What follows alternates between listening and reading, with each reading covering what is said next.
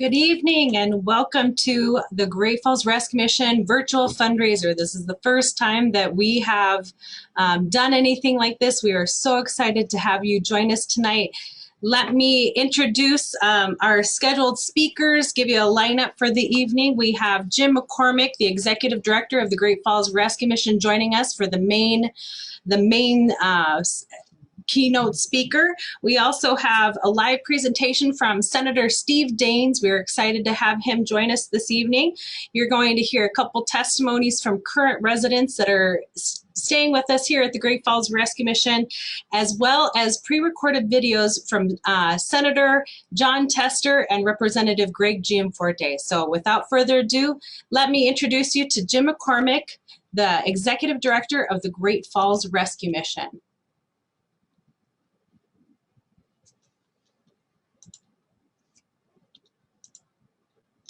Well, good evening, everyone. Thank you so much for joining us here this evening. This is a first for us. We have never tried to be this technologically advanced, but we're going to give it our best shot. So we are excited about the lineup that we have for you tonight. I will give you a little bit of more information. The Great Falls Rescue Mission has been in operation since April of 1963. It gives us over 57 years of working with folks in Great Falls and Central Montana. It is a wonderful organization. Last year we had provided 106,000 meals throughout the year to folks in need and 79,000 bed nights as well. So that makes us the largest rescue mission in the state of Montana, but only the second oldest. Billings was started in 1957. So we're also very happy to report that last year, over 110 people made a profession of faith while they were staying or visiting the Great Falls Rescue Mission. As a Christian organization, that is one of the keys that we like to see. So thank you for that. My name is Amanda, and I've been at the Great Falls Cameron Family Center for a year and about 2 months. Moving away from the reservation, the hardships of reservation life, school for our babies, and employment. So like, if they could just move away from there, then they'll have more of a better lifestyle instead of staying around there.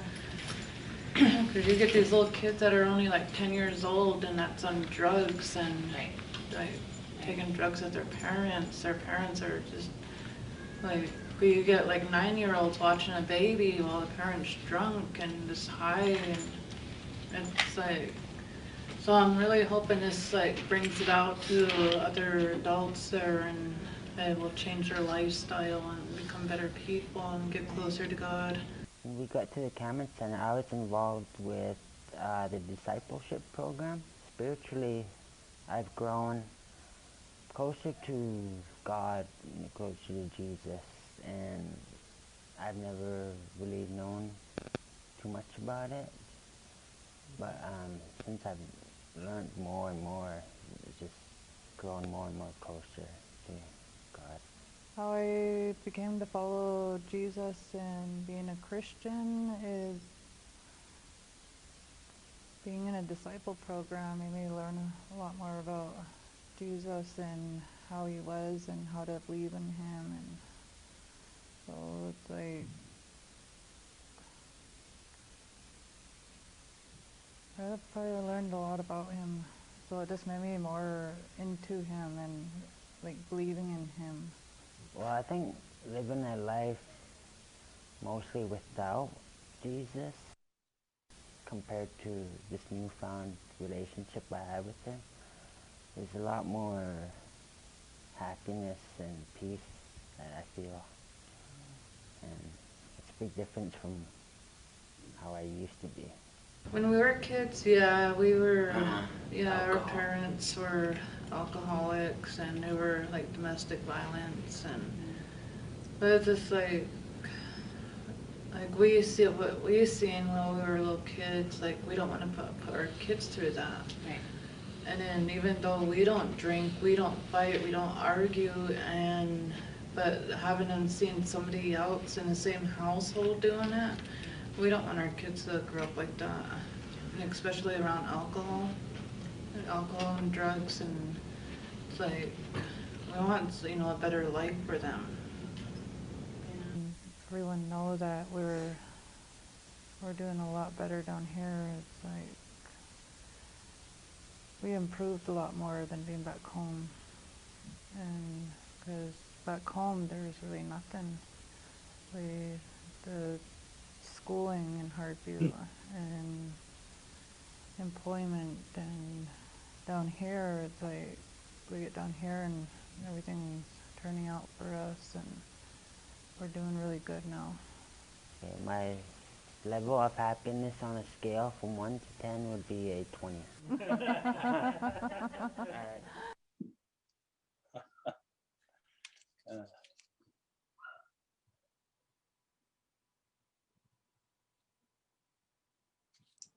Hello, Senator Daines. Thank you for joining us this evening. Well, I'm glad to be with you all. Thank you. Do you want me to share my remarks now? I was so enjoying the testimony there. Absolutely. We'd love to hear from you. I'll get off here. Thank you. No problem.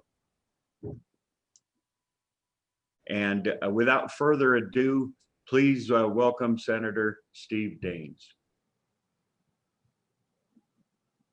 It's an honor to be with you all tonight virtually. It'd been better to be together, certainly face to face, but with these difficult times, this is the next best thing. I'm reminded when I think about Great Falls and where you all are tonight. I'm at home in Bozeman, but our family roots began 5 generations ago, just north of Great Falls, 23 miles east of Conrad. In fact, my great-great-grandma who settled there, she's buried at a little country cemetery by the Golden West Lutheran Church. And on her tombstone, it says 3 simple words. It says, "Saved by grace." And by the grace of God, we go forward. And I just certainly applaud what you all are doing here tonight and the mission of the Great Falls Rescue mission itself. So thanks for allowing me to be here. And I'll just share a few thoughts, if I might, about what you all do. I'm looking at your mission statement that you are a beacon of hope for folks across north central Montana. And hope is so important. I love that testimony I just heard. On a scale of 1 to 10, I'm a 20.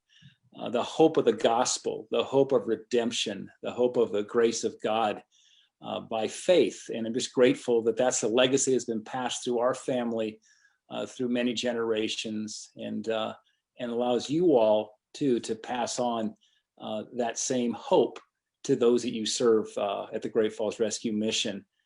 Your work and your mission to transform the hungry, the hurting, the homeless, the love of Christ is truly incredible. I remember when I got to tour the Cameron Center before it opened up. It was just newly constructed back in 2016. And I'm just so proud to see the progress, the outreach that's continuing to be made to provide some of Montana's most vulnerable citizens. I'm especially proud that you're one of the few shelters in the country, in fact, that houses entire families together. I remember that was something I took away when I toured back in 2016, and I'm grateful you are doing that, and also treating the whole person, the spiritual needs, the mental needs, and of course, as well as the physical needs. And as your voice in the U.S. Senate, I'll continue to fight for policies that protect families, that protect life. I'm pro-life, and when I think about being pro-life, it is, of course, defending and fighting for those who don't have a voice, and that's the unborn, but it's also the vulnerable elderly in our society, as well as the disabled and the homeless that are particularly vulnerable. And I want to make sure that we have policies that will empower community-based organizations like yours to help make our communities a better place and those who need help the most. And if I might just leave you a verse that I remember from my days at college at Montana State University a long time ago when I was studying engineering, in my hometown of Bozeman. It's 1 Corinthians 15:58. And it says, stand firm, let nothing move you. Always give yourselves fully to the work of the Lord, because you know that your labor in the Lord is not in vain.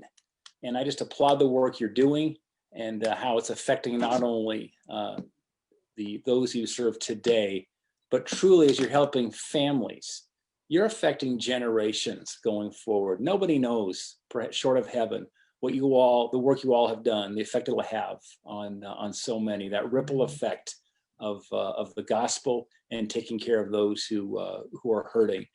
And so thanks for allowing me to join you tonight for a few comments. May God continue to bless the work of your hands. And I hope you raise a lot of money tonight for such a worthwhile cause. Thanks so much.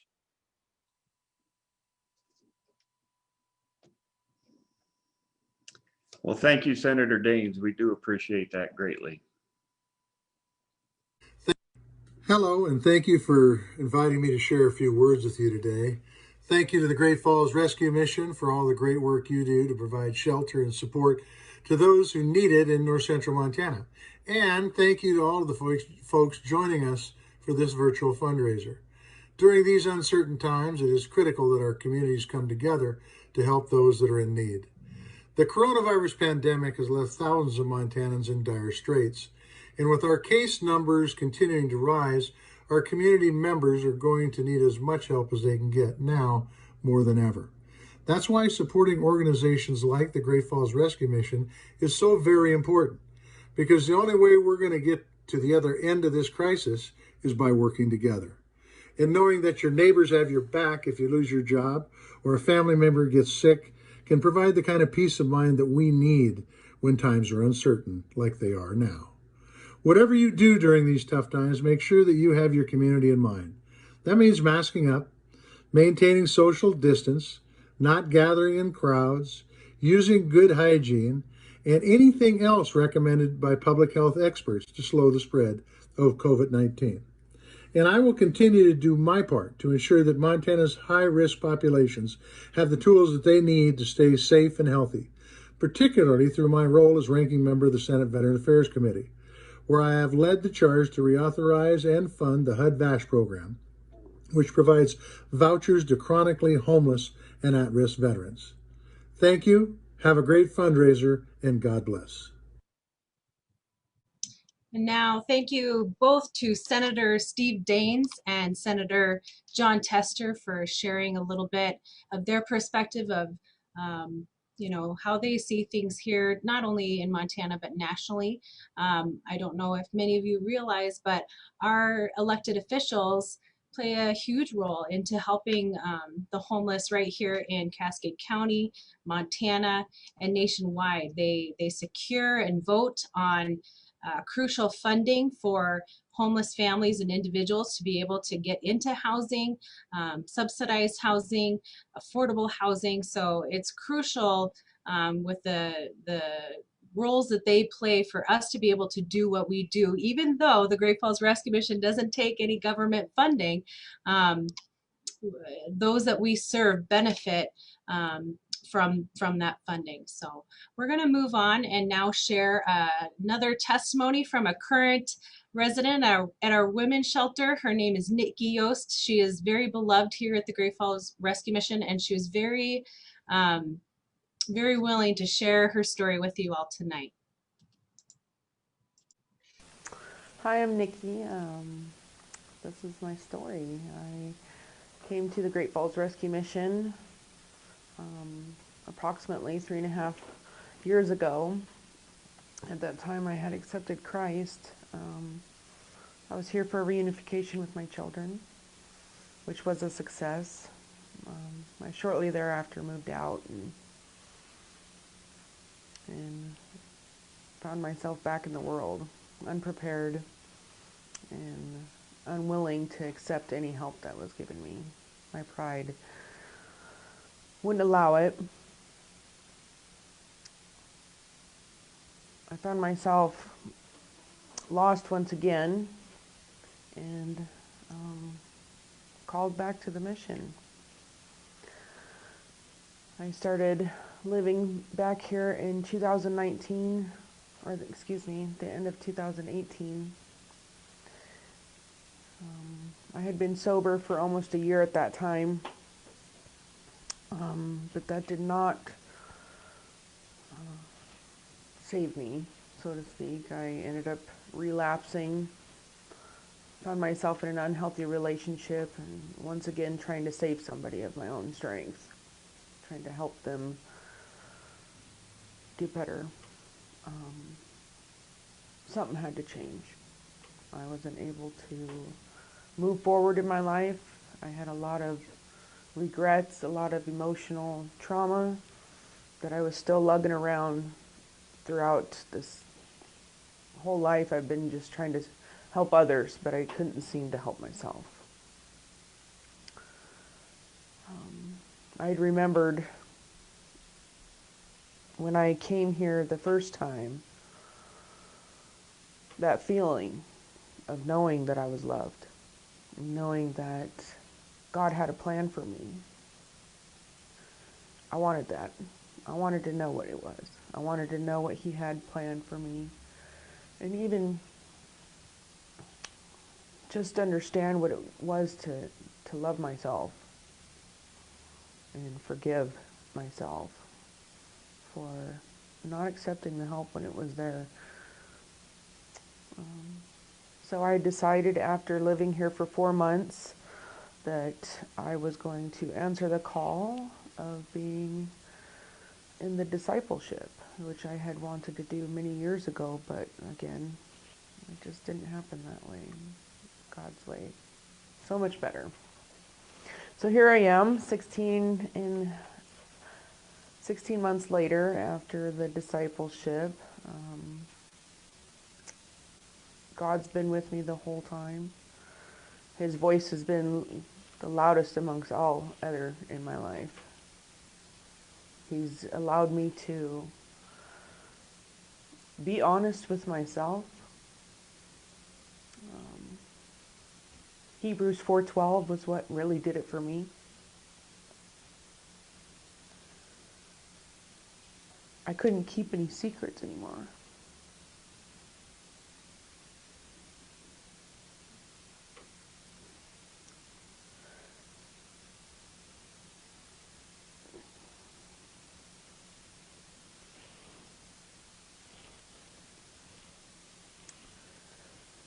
I had to admit to myself that God wanted more for me. More than I could do for myself or anybody else.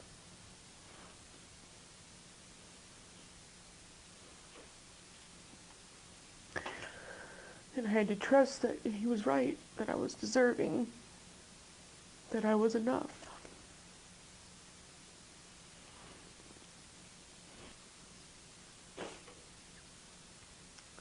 Over the past 16 months, I found myself unlike any other. I was set apart. I was loved, mentored. People put their whole time into me. A real love, a love like I'd never known.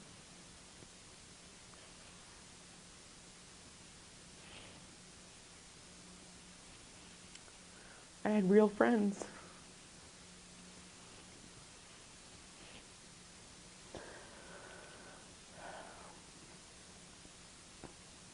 I found myself able to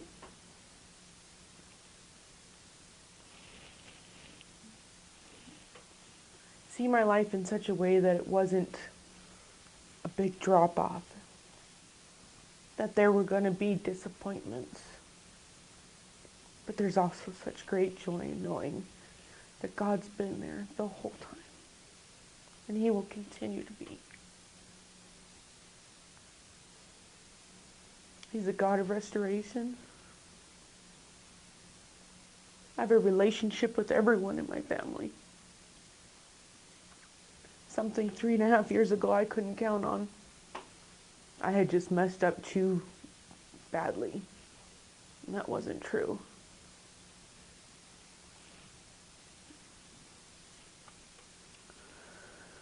I was able to find forgiveness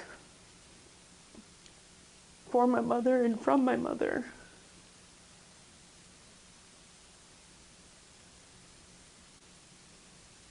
I was able to see His grace in my mother's life at the end of her last moments here on earth.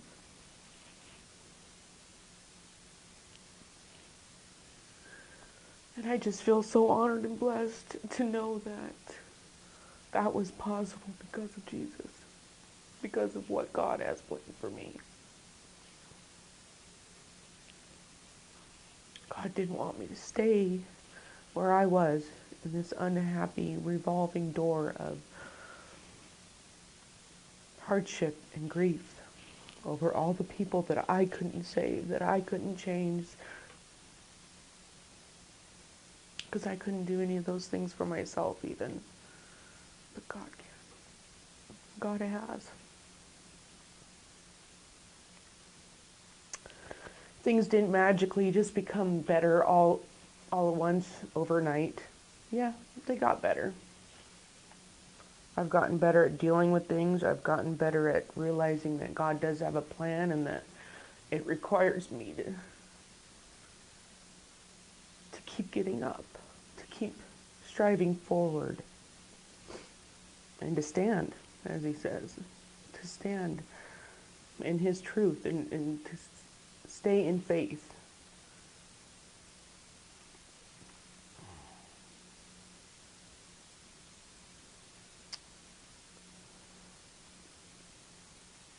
There are some things in my family that I will have to deal with for the rest of my life, as well as they will. I jokingly said, there's ripples, but sometimes it feels like a riptide.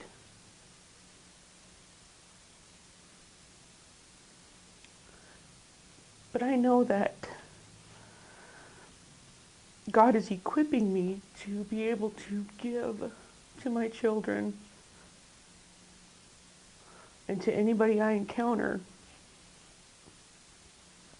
what God's given to me, which is a professed devotion to Him as He has to me.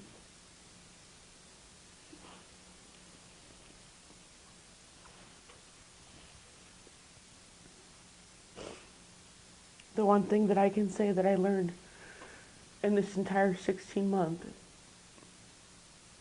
is that I don't have to run. And there's no reason to hide.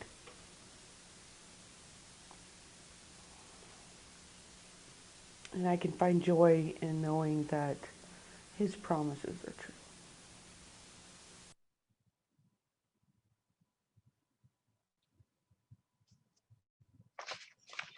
So we want to thank Nikki for sharing this. We recorded it last week, and obviously it was very, very heartfelt for her to be able to share some of the things that she shared with you this evening.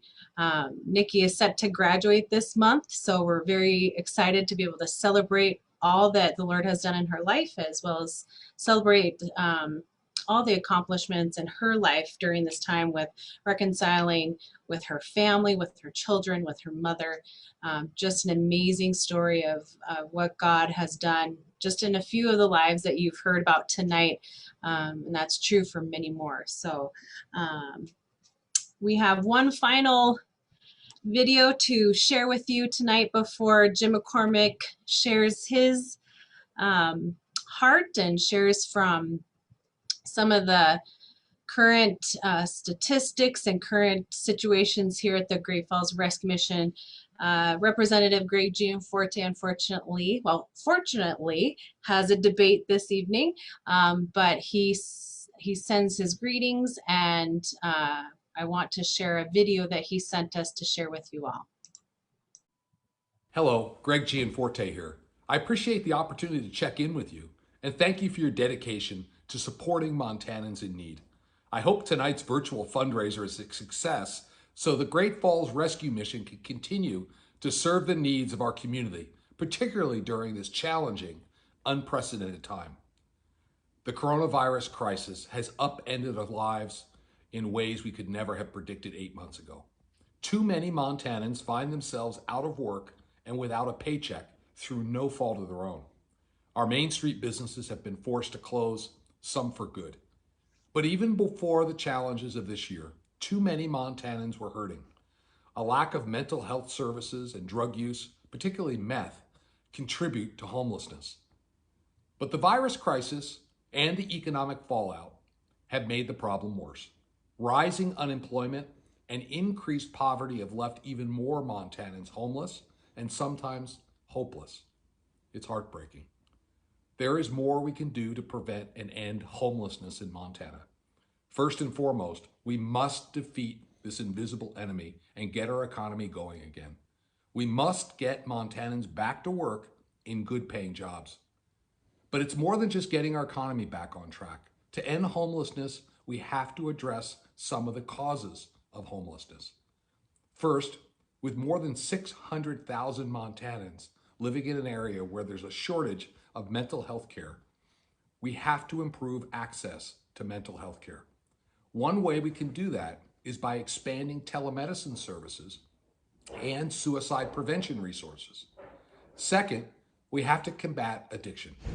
While we have to address the supply of drugs by cracking down on dealers and drug cartels, we must also treat the addict. Addiction hurts not only the addict, but also the addict's family, friends, and community. We must focus on prevention and on promoting treatment and recovery for nonviolent addicts, including treatment courts. Locking them up doesn't help them get clean and healthy. There's more we can do to end homelessness, one person and one family at a time. The work you do day in and day out to serve others in their hour of need is critical as it is inspiring. Through your shelters, youth programs, healthcare services, and meals, you fill roles the government cannot. One of those roles is ministering to those in need. You strive to address the spiritual needs of men, women, and children you serve. The Great Falls Rescue Mission is a beacon of hope, and it's why our Families Foundation has supported it. Please keep up the good work. Our communities rely on it. Thank you for what you do. Let me know what I can do to help you and those you serve. My door is always open. Thank you, and God bless.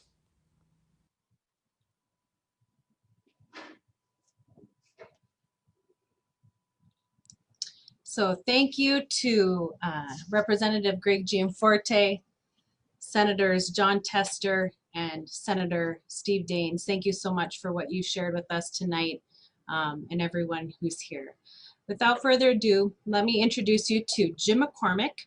He is our Executive Director of the Great Falls Rescue Mission. He served on the board prior to coming on staff as our Operations Director, and last year was promoted and unanimously voted by our board to be our leader of the Great Falls Rescue Mission. Well, thank you, Carrie.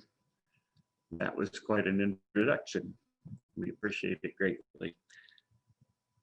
So you've just heard from some of our, from all of our sitting senators and congressmen, their take on different things that cause homelessness and the struggles involved to help folks out of the situation that they're in and into a more stable and fulfilling life. You've also heard from just a sampling of folks that have had a positive impact on their lives from sheltering with us here at the Great Falls Rescue Mission and gaining educational and spiritual direction for their lives. As you heard from those earlier, there's no one thing that will end homelessness in Montana or any other location in our country.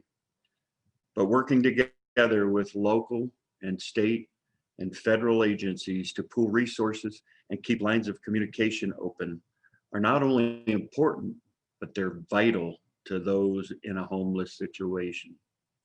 It takes a team of people caring enough to provide training and help to those needed. We're one of those groups of people here at the Great Falls Rescue Mission. Our staff works diligently to provide education and locate services available for those seeking permanent housing, as well as working with those with addictions that keep them from a fulfilling life.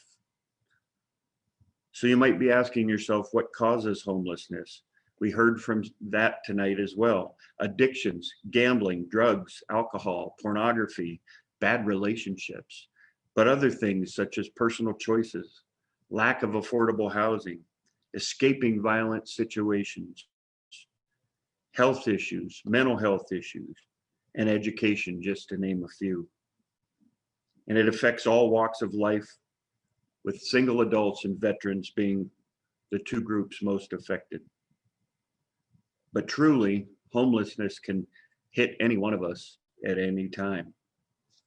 According to the National Alliance to End Homelessness, there are 1,357 reported homeless folks in Montana.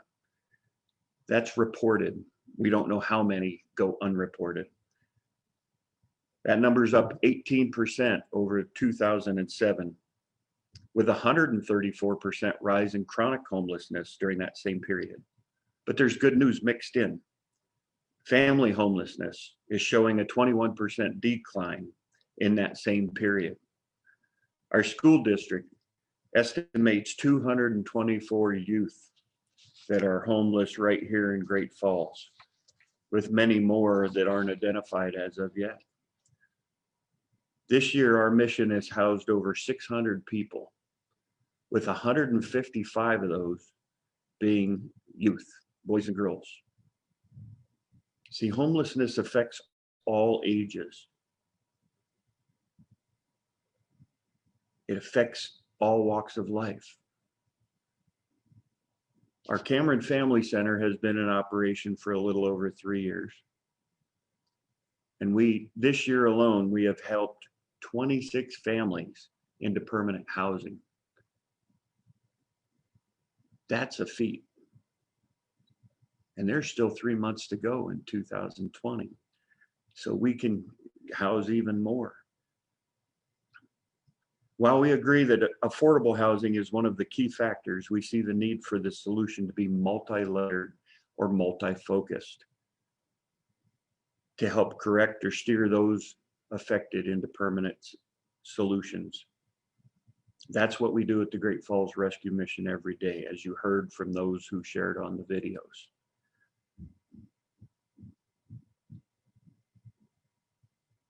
At the Rescue Mission, all of our programs and pathways are biblically based.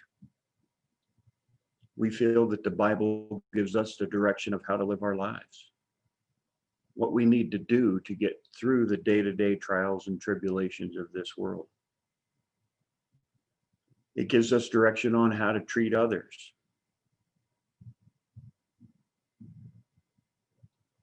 Here's a few verses that might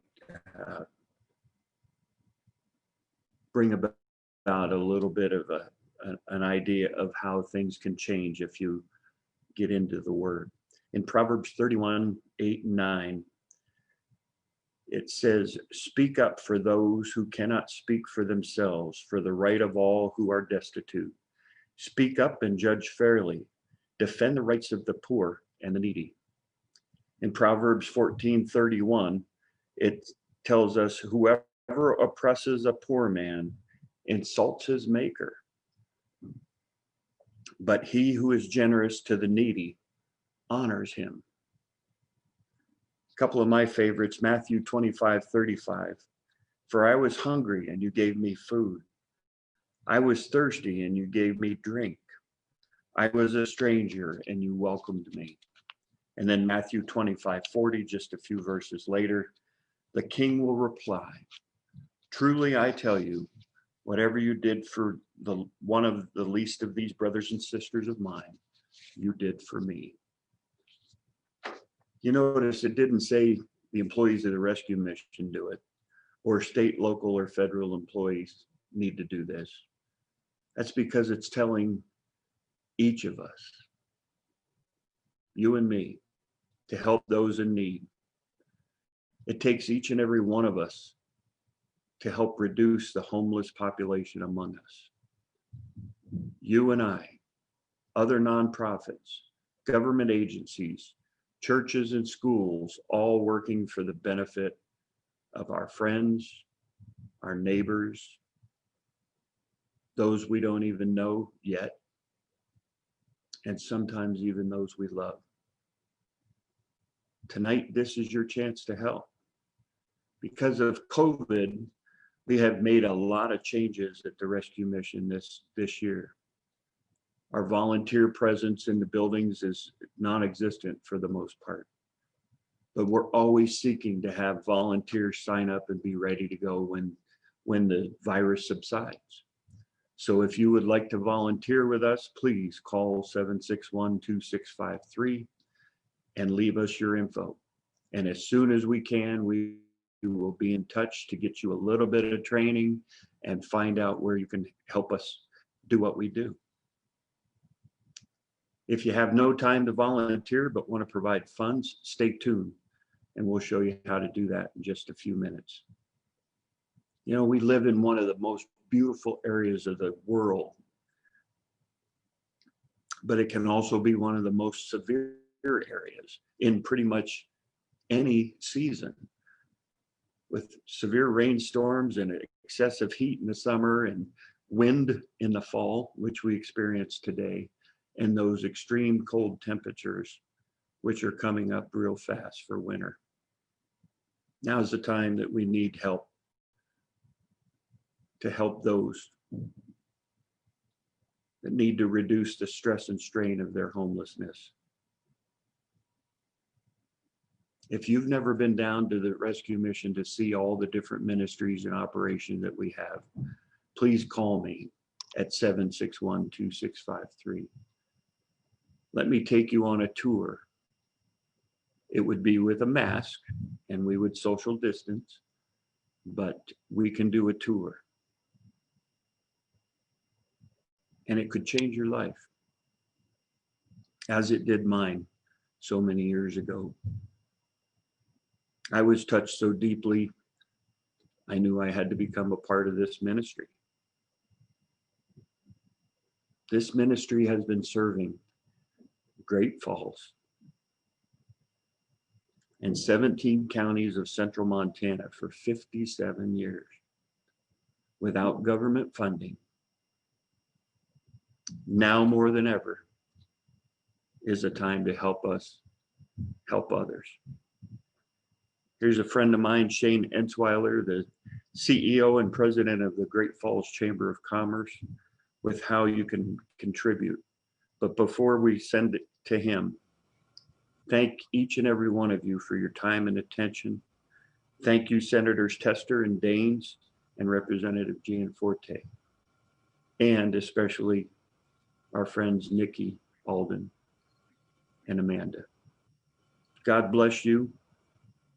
God bless your families. God bless Great Falls and Central Montana. Thank you. Well, good evening, and Jim, thank you, and Carrie, thank you as well too. And I hope you can hear me. I saw a head nod, so obviously so.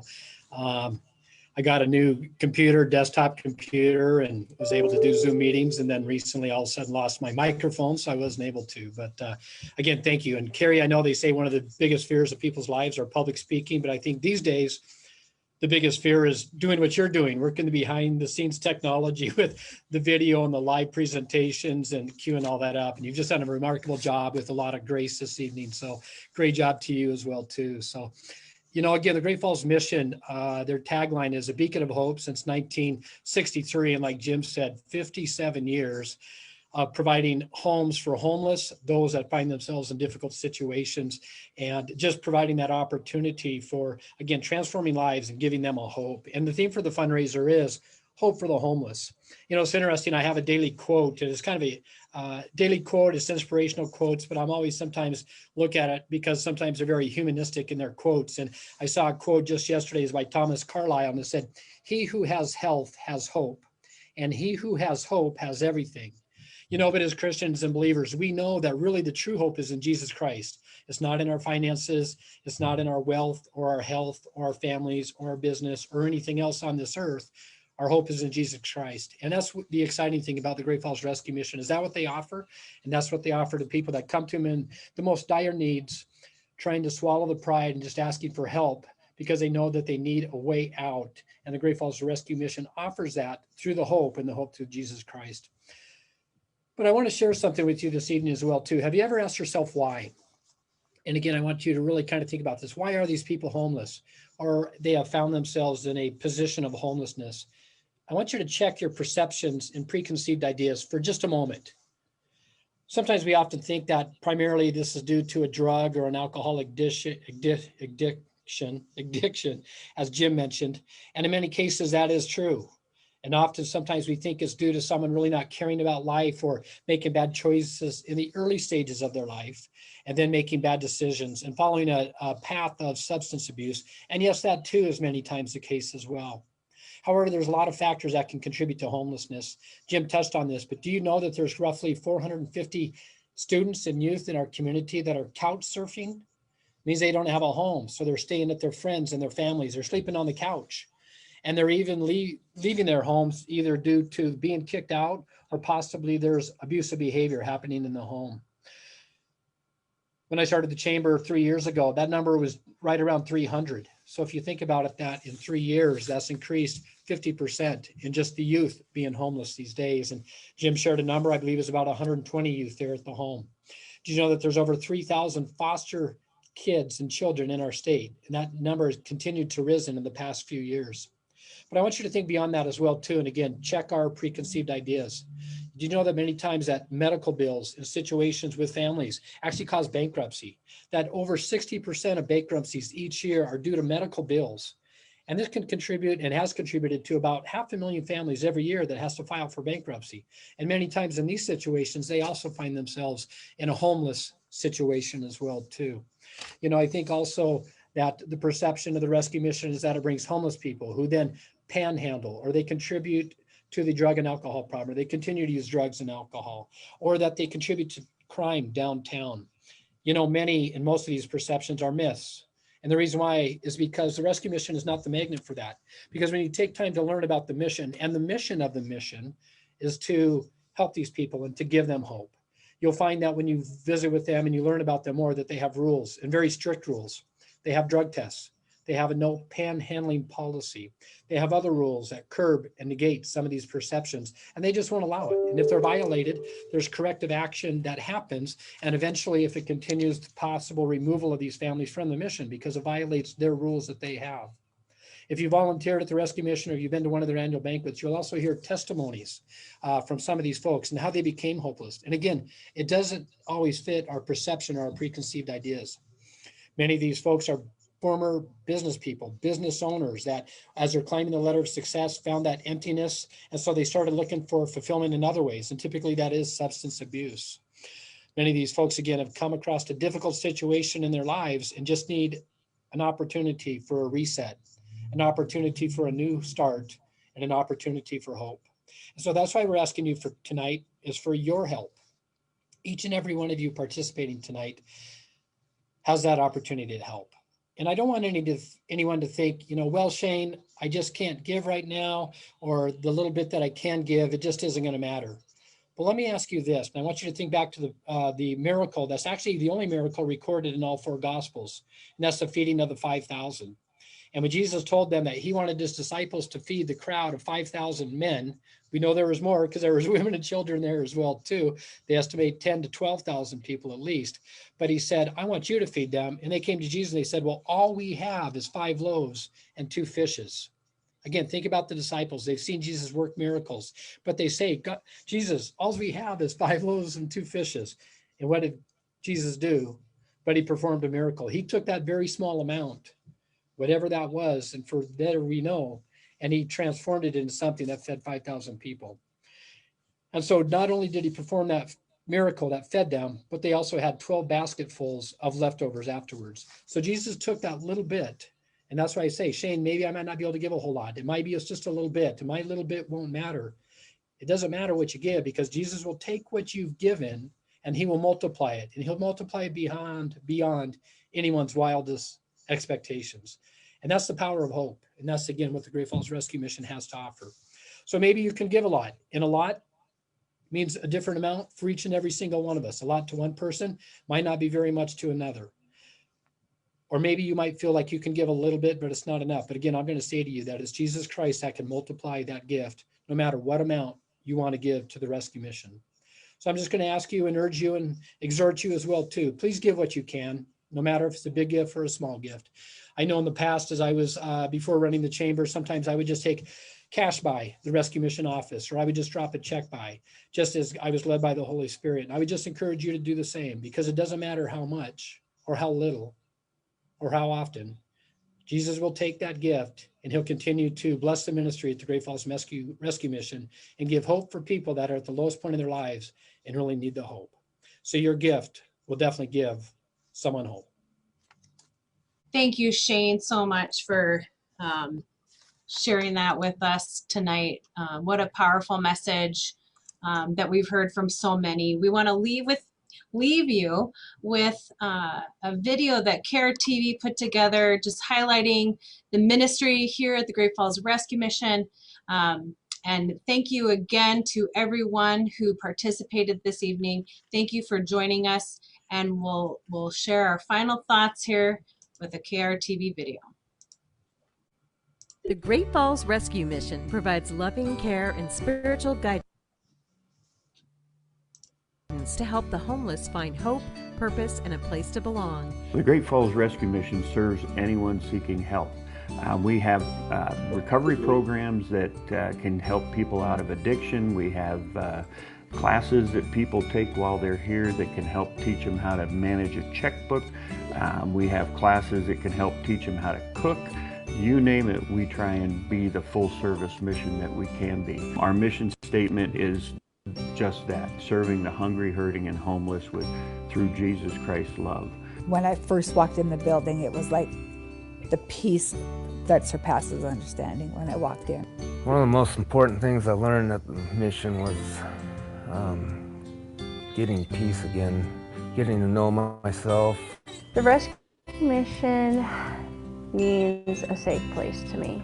The most life-changing experience that I had was being able to get closer to Jesus, to know that he helps the hurting. I believe my life-changing experience was building confidence that I could be on my own again with 4 children. Coming to the Lord is it's been completely life-changing. It's a lifestyle change. We take no government funding, so everything that gets done down here is because of the folks of Great Falls. Well, I guess we're just going to pause there for the evening. Thank you to everyone who joined us. If you would like to give, as Shane and others have said how they've given here to the Great Falls Rescue Mission, I encourage you to go to our website, gfrm.org, click on the donate button. We also have a designation specifically for the virtual fundraiser tonight. Thank you for joining us. Thank you in advance for all you do to support the Great Falls Rescue Mission, your prayers, your financial support, your time, the food drives. We have been overwhelmed by our community support. So thank you. We can't thank you enough, and have a great evening, everyone.